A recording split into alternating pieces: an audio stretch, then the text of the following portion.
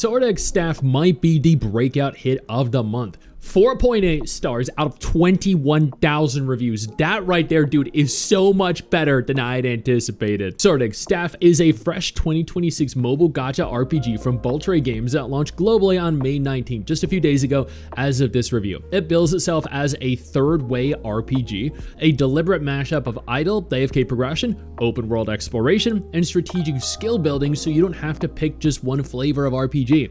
If I were to compare it to other games, I would have to say that it's kind of like an old school Legend of Zelda game crossed with AFK Journey. It has deeper player-driven builds, which add a lot of depth to the game. You play as the chosen adventurer, an isekai protagonist that's just yanked into this fantasy realm of Kanstein by a goddess. I know, classic. Your mission is simple. Team up with the Sword and Staff twins and save the world from ancient evils. The world shines with 5 distinct non-linear kingdoms: Verdant Glade, which is lush, beautiful; Cinder Ridge, which is fiery and very combat heavy; Aquilus, which, much like its name, is very aquatic; Long Haven, an ancient bronze ruin; and more have been teased. It's vibrant, it's chaotic, and has kind of a Konosuba-esque style of light-hearted absurdity to its narrative and presentation. It has fog-shrouded maps, so you're required to actively explore them to highlight the areas. There are hidden treasures, puzzles, and region-specific lore and quests that help flesh out the characters and the backstories. The story isn't a sprawling epic like a full JRPG, but the quest lines and the regional tales are relatively wonderfully crafted and give a semblance of motivation to explore. Quests unfold across multiple different realms with companion backstories, humor, and classic RPG tropes. Again, it is not a deep narrative epic, but it's still relatively enjoyable. It features 2D anime sprites with old-school JRPG charm. Characters are vibrant, expressive, and highly customizable. You have hairstyle options, outfits, with beautiful promotional key art that looks premium. Although there has been a little bit of drama concerning that, which we will touch on in just a moment. Combat happens on a grid with flashy skill animations and combos. Exploration uses nice biome maps, and everything runs very smoothly in portrait mode. It's cute, it's colorful, and it's relaxing, not hyper realistic or demanding of your phone. For players that want manual control, you might be a little bit disappointed. This is an auto battle turn-based idle game on a grid battlefield, so your single adventurer automatically moves, they reposition themselves, they chase targets, and they chain skills together. You equip 4 active skills and techniques along with 4 passive charms. The character intelligently combos them in sequence based on your setup, your synergies, and the battlefield conditions. For example, there are AoE abilities that clear groups or single target bursts for bosses, and then there are control abilities to disrupt formations. It is not a pure stand still and watch kind of game. The AI actively adapts with positioning, predictions, and ultimates for a tactical feel without manual input. You build your character and you watch them destroy the enemy while manually exploring and clearing the world. There seem to be elemental interactions. For example, here fire melts ice. Weapons like swords, staves, and hammers also tie into ice, fire, water. There's skill sequencing and synergies. There are class-specific playstyles. These include things like bursty DPS, defensive tanks, support, summon, hybrids. Battles are kind of tactical. The initial setup matters a lot, but execution is automated. It's relaxing yet rewarding for build crafters, something that I never knew personally that I'd ever be interested in. There is a functional multiplayer. There are guilds, co-op, boss raids, daily dungeons, and in-world chat where other players appear as chosen from parallel worlds. Social elements feel integrated, but also largely optional. This is great for casual grouping without forcing you into toxic raids.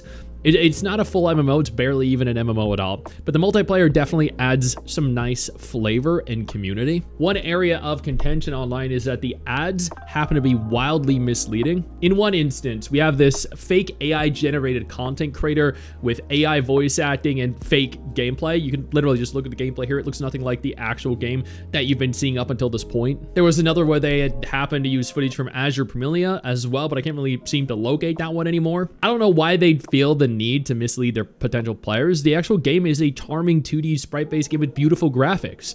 Some players feel bait and switched, but thankfully the game stands strongly on its own feet, where this isn't necessarily an issue once you actually play it. But I personally feel like this was largely unnecessary. Concerning the gacha, this game's a little different in so that it is skill focused, not character collecting. You build your hero utilizing 2 different main systems. There is the skill gacha. You pull for abilities and charms. Shards let you upgrade anything to max rarity. There's a solid pity. Every 10 pull guarantees a rare plus. 30 for Epic Plus, 70 for Legendary, and at 200 pulls, you get a free Legendary selector. This functions like a guarantee. Rates are reasonable, 1 to 2.4%, Legendary base. There is a Relic Gacha for power stat boost. This is also pity friendly. There are Phantomons, these are companion summons. This is relatively free-to-play friendly, especially right now. Launch events shower you with hundreds of free pulls. There are idle systems and events that help keep resources flowing without heavy spending pressure. Based off of what I've read online, many players are also saying that you can progress comfortably as a free-to-play player and enjoy the full experience. It has a super addictive yet low-pressure loop. Offline progression is excellent. Resources, XP, even a traveling merchant pile up while you sleep. It's a perfect side gacha game that you could dip your toes into for 10, 30 minutes, or you can grind hardcore. The deep build crafting. 200 plus skills that you mix and match into 4 active plus 4 passive slots. Your character auto combos them in sequence based on what you equip, creating wild play styles, DPS, tank, support, hybrid, as I noted earlier. Elements, positioning, and timing matter in the grid-based auto battles. It feels tactical without being overwhelming. It's freedom. You can switch classes, the sword warrior branches like knight and duelist versus staff mage like sorcerer weekly for free. You can explore at your own pace. There is huge launch generosity up to what they are claiming to be 650 free pulls from logins and missions. I don't know if that's accurate or not. It has a very cozy charm as well. Reminds me of an old school MMO or Shining Force in vibe. Very nostalgic, very relaxing, and surprisingly polished for an idle game. Those misleading ads, however, are a major turnoff for some, not everyone. There are typical gacha pitfalls. Some progression gates feel slow if you don't engage with the idle systems, and while not heavily pay to win early on, later content likely favors spenders for the absolute top tier. The combat is fully auto after setup, so if you want active real-time control, you're going to be disappointed. And at the long-term risk of repetition once the exploration novelty wears off and once you've seen everything the world has to offer. This is very common in idle games. Is it worth playing right now? Yes, of goddamn course it is. Seriously, take the time, go try it out if you like chill mobile RPGs. Again, it is rated 4.8 stars out of 5 with over 21,000 reviews. The auto battle makes use of smart skill sequencing, elemental synergies, class switches between sword and staff pads. The gacha is delightfully skill focused rather than waifu collecting, with absurdly generous free-to-play rewards at launch that let free players experiment endlessly without feeling gated.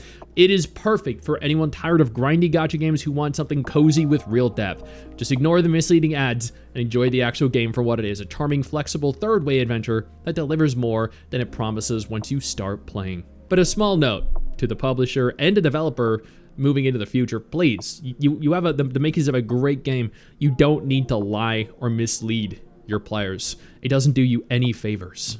I know you think that you just hit the end of the video, and technically, yeah, you have. And I know your first reaction is to close out of it at this juncture, but don't.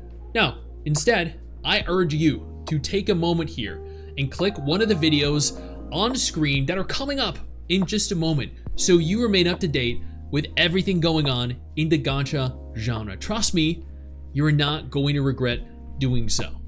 Stay flaccid.